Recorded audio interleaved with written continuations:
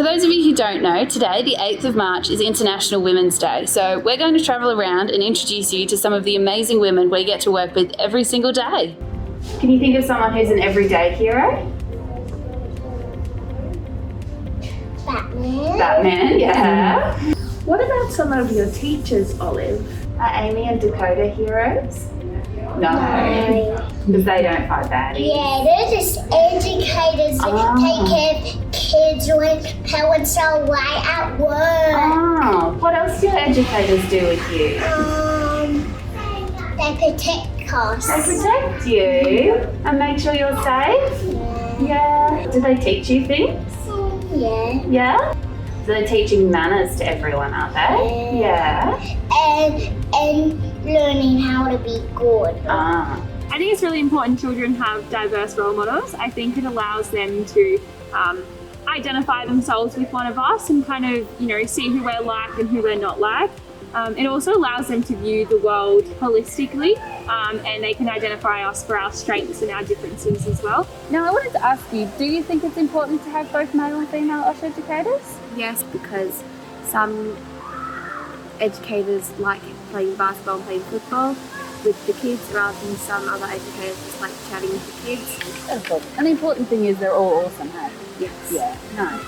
Thanks, Lucy. I think communities at work really encourages, it's really inviting for all educators to start and grow their career. And also our CEO, Lee Maiden, and all of our members of the OSH leadership team started out as casual educators. So I think that really emphasises how much they do encourage us to grow and that we all start somewhere. And it's really important for me to support other people to succeed. Like I would feel like I have succeeded when I've supported other people to succeed. Yeah. The work that we do in early childhood education is just going to be so important in the future because, coming back to that idea of bias and a lot of the language that we use with children or that we have traditionally used with children, there's a lot of bias in that. You're thinking about bias, some important things to consider is inclusion, equity, and a sense of belonging in early childhood.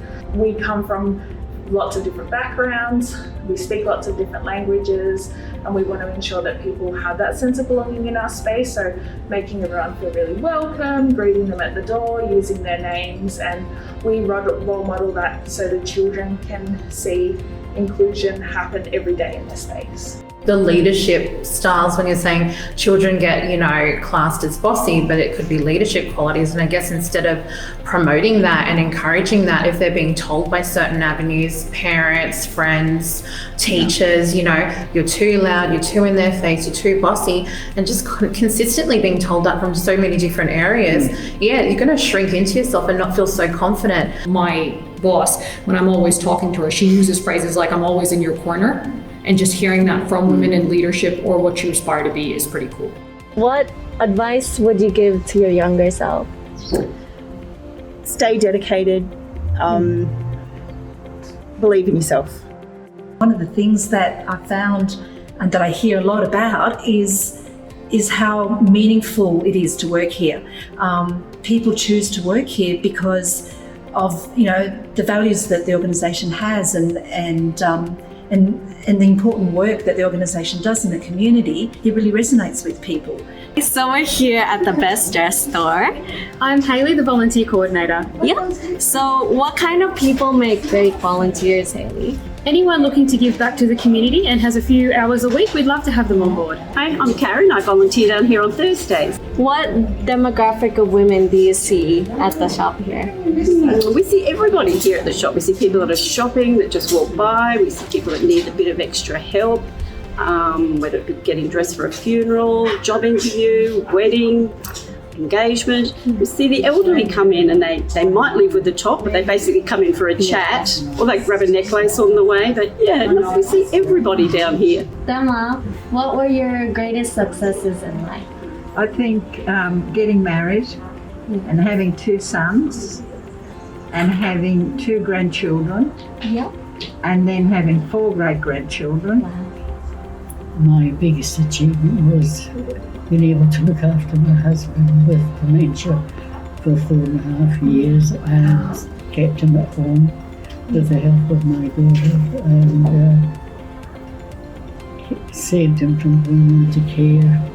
I remember a trainer saying, you should go on and do your nursing. I thought, no, nursing's not for me. That's good. I do hands-on, but I made that distinction that administration, operations, and the back end of that support was where I wanted to go. So have I succeeded in that? Yeah, I have. But again, measure success is going to be different for everybody. You go to work and you feel at the end of the day you've actually done something impactful and meaningful, and that's really special for people, and that's a big thing.